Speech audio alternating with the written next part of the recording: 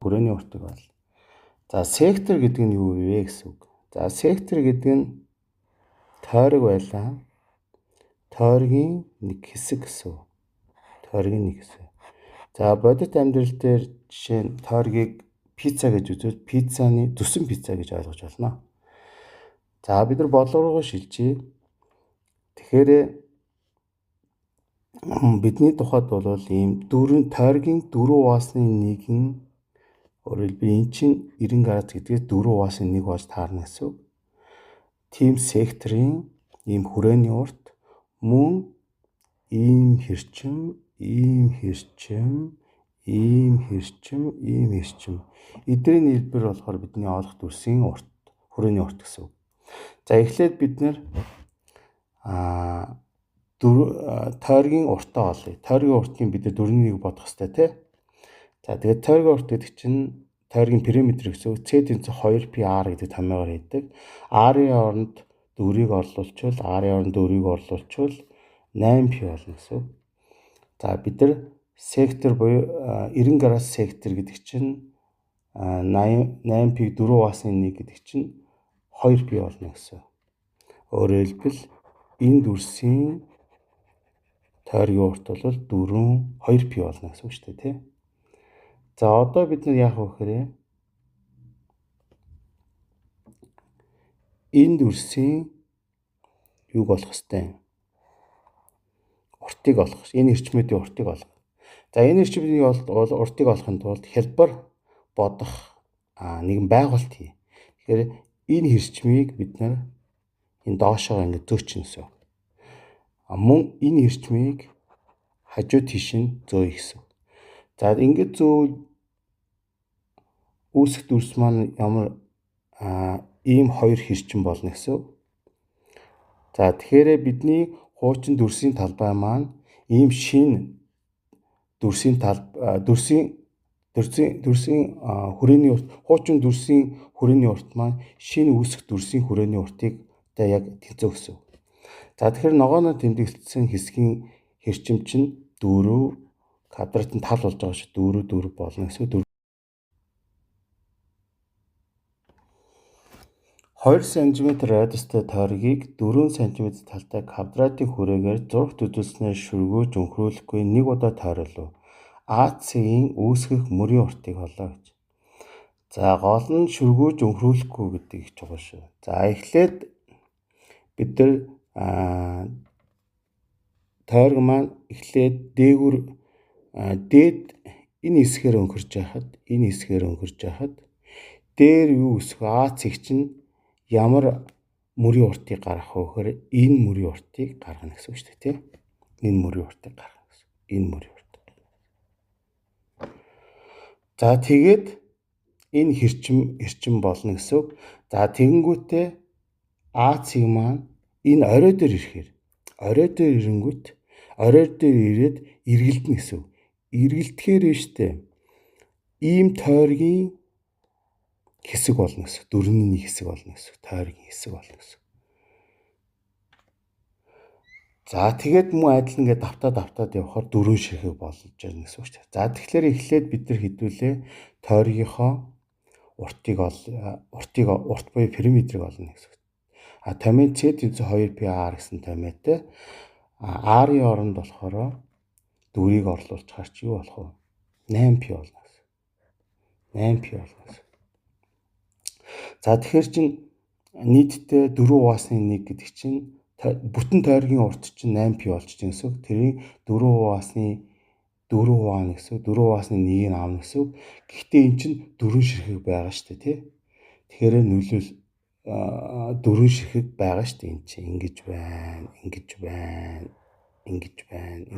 тий. За тэгэхээр 8π болно гэсэн. Саяны бүгд 4 шар чинь. За мөн хэрчмүүд чинь бас 4 байгаа тий. Хэрчмүүд чинь бас юу юм? 4 байгаа. Энэ дээдлийн энэ хэрчмүүд чинь бас энэ 4 байгаа шүү дээ. Ингээд 4 байгаа шүү дээ тий. Тэгэхээр 4-ийг 4 үржүүлэхээр 16 болно гэсэн. Иймд хариу 8π дээр нэмэх нь юу болох вэ? 16 болно гэсэн. 6 см радиустай 5 тойргийг зурагт үзүүлснээр байрлуулав. Үүссэн дүрсийн хүрээний уртыг бол. За би улаан хэсгээр болохоор нөгөө үүссэн дүрсийн хүрээний урт нь гадна талын хүрээний уртыг тэмдэглэсэн байгаа. За энийг олохын тулд нийт эн чинь нийт 5 тойрог байгаа. Тэр 5 тойрогоос тэр голын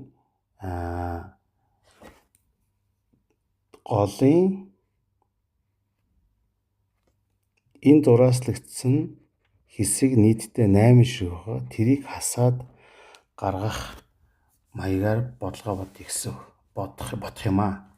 За эхлээд бид нар яг нэг тойргийн периметрийг олно. За тэгвэл нэг тойргийн периметр чинь c тэнцүү 2πr шүү дээ, тий томьёо. За 2πr гэдгээс r-ийн оронд бид нар юу тавих вэ? 6-ыг тавьж хаар чинь 12π болно. Тэгэхээр нэг тойргийн урт чинь периметр нь болох уу? Тойргийн урт нь 12π гэсэн. За нийтдээ чинь 5 тойрог байгаа шүү дээ. 5 тойрог байгаа учраас 12π-гээ 5-аар үржүүлэхээр юу юм? 60π болно гэсэн. За одоо бид нар энэ шараар зурааслагдсан хэсгийгээ тойргийн хэсгийг олъё. За олоод бид нар хасч өгөх ёстой шүү дээ, тий. За олохын тулд яах вэ гэхээр эхлээд нэг 2 тойрог авч үзье гэж. За ямар 2 тойрог вэ гэхээр 6 радиустай 2 тойрог авч үзэн. За тэр 6 радиустай 2 тойргийн хувьд болохоор 2 тойргийн хувьд бид нар энэ үнцгийг олох гэдэг байгаа байхгүй, энэ үнцгийг олох. За тэгэхээр тулд яах вэ гэхээр ингээ хаваачих. За тэгмүүд энэ чи юу өсөж байгаа? Нэг гурвалж өсөж байгаа. Энэ гурвалжин чинь бүгд 6 радиустай гурвалжин, зөв гурвалжин гэсэн үг байхгүй. 6 радиустай. Тойргийн радиус болно гэж байгаа юм чинь. Тэгээ энэ 2 тойрог чинь хоорондоо болохоор бие биенийхээ төвийг бол дайрсан байгаа шүү дээ. Бие биенийхээ төвийг дайрсан тойрог учраас энэ ч 6 радиус үүснэ. Тэгэхээр 60 градус гэсэн зөв гурвалжны чинь нэг өнцөг бүх өнцөг нь 60 градус. Тэгэхээр энэ ч 60 градус, мөн энэ ч 60 градус үүснэ гэсэн. Тэгэхээр 60-60-ыг нэмэхээр энэ ч тусад нь хийхээр 60-60-ыг нэмэхээр чинь 120 градус гэсэн. 120 градус гэдэг чинь одоо бид нар юу болох вэ гэхээр энэ хэсгийнхээ юу болох гэдэг юм бэ? Энэ хэсгийнхээ тойргийн уртыг олно гэсэн. За 120 градус гэдэг чинь бүтэн тойргийн 3/1 гэсэн үг шүү дээ. Бүтэн тойргоо 360 гэвэл 120 градус чинь 3/1 гэсэн үг байхгүй. За тэгэхээр бид нар өмнө болохоор нэг 12π гэж олцсон байгаа шүү дээ. Тойргийнхоо уртыг. За тэгэхээр 12π 3-аас 1 гэдэг чинь 4π болно гэсэн. Өөрөөр хэлбэл энэ хэсгийн урт чинь 4π болоод ивчлаа шүү дээ, энэ хэсэг чинь. За энэ чинь нийтдээ 8 ширхэг байгаа шүү дээ, тий? 8 ширхэг байгаа. За 8 ширхэг байгаа учраас 4π-гээ 8-аар үржүүлэх 32π гэсэн үг. Иймд болохоор 5 тойргийнхаа тойргийн уртаасаа тэр чинь 60π гарсан шүү дээ. Тэрнээсээ юу асчих вэ? Нөгөө 8 ширхгийг нөгөө тойргийн хэсгүүдэд асчих 32π-г асчих хариу 28π гэж гарах нэ. Нэг байна. 4-аас 1. Тэ өөрөөр хэлбэл ийм сектор байна. Энэ 90 градус тий. Тэгэхээр 4-аас 1 болно. За мөн энэ хэсэг энэ нийлээд юу болох вэ? Бид нар олох чаа бодогдсон дүрс хүрээний урт олно гэсэн үг шүү дээ.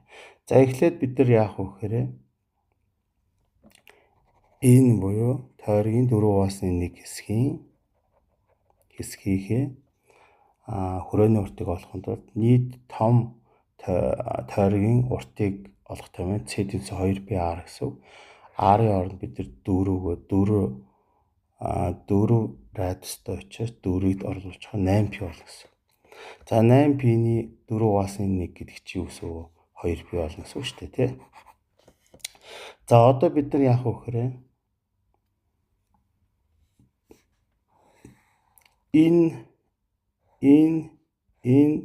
энэ хэсгийг шарлуулсан энэ хэсгийн энэ хэрчмүүдийн уртыг олох ёстой шүү дээ.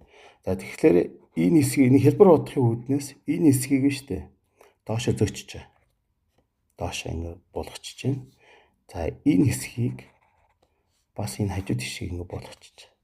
За тэгэхээр бид нар шинээр үүсгэх эрчим маань ийм эрчим болно. Ийм эрчим болно.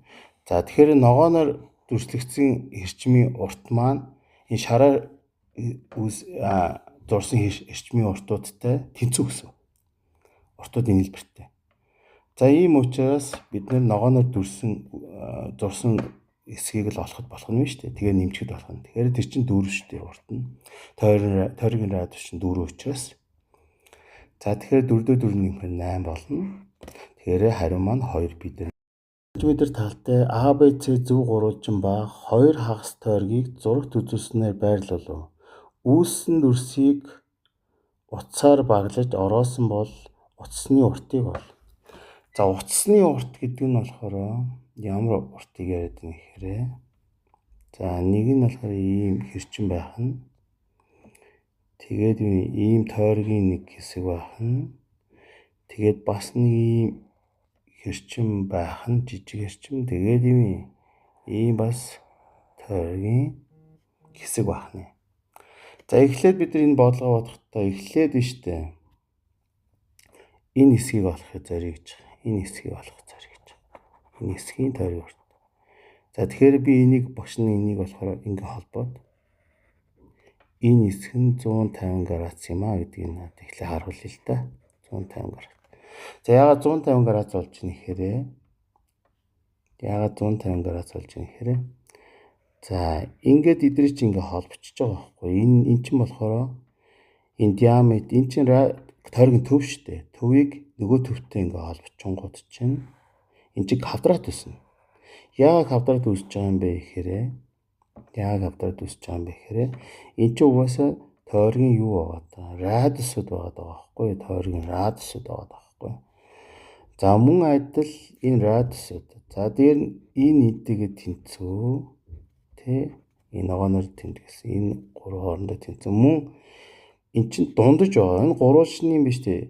Дундаж шугам байхгүй. Дундаж шугам байна гэдэг чинь өөрөөр хэлбэл энэ урт нь 6 байвал энэ түүний хагас байж таарах байхгүй. 3 байж таарах гэсэн. Дундаж шугам учраас. Зөв гурвалжны дундаж шугам учраас. Тэгэхээр энэ үнцэг 60 градус зөв гурвалжны хувьд бүх үнцэг 60 шүү дээ. Тэгэхээр энэ үнцэг 60 гэвэл энэ бас 60 градус болж таарна гэсэн. За квадрат учраас яах вэ? Энэ үнцэг бас 30 градус болчихно гэсэн. 30 градус болчихно. За тэгэхээр за энэ хэрчмийн үед энэ үнцэг нэг хамар үнцгийн нэг үнц нь 30 градус тий. Тэгвэл энэ үнцгийг бас тарах 150 л болж таа шүү дээ. Тийм үстэй. За тэгэхээр одоо яах вэ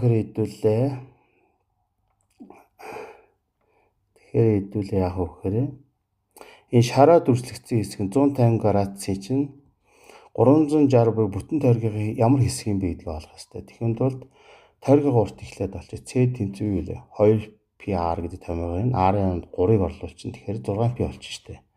За 6π болчихно. За тэгэхээр 6π болонгод 360-ын 150 гэж чинь ямар хэсэг вэ гэдгийг олохын тулд 150-ыг 360-д хуваачин энгийн бутгай руу ивчээд хураахаар чи юу?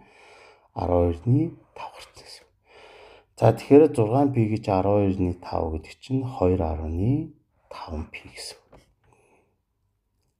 За эн чинь болохоор 2 ширхэг ба 2 ширхэг байгаа шүү дээ. Тийм биз дээ маа. Энэ 2 талтай байна.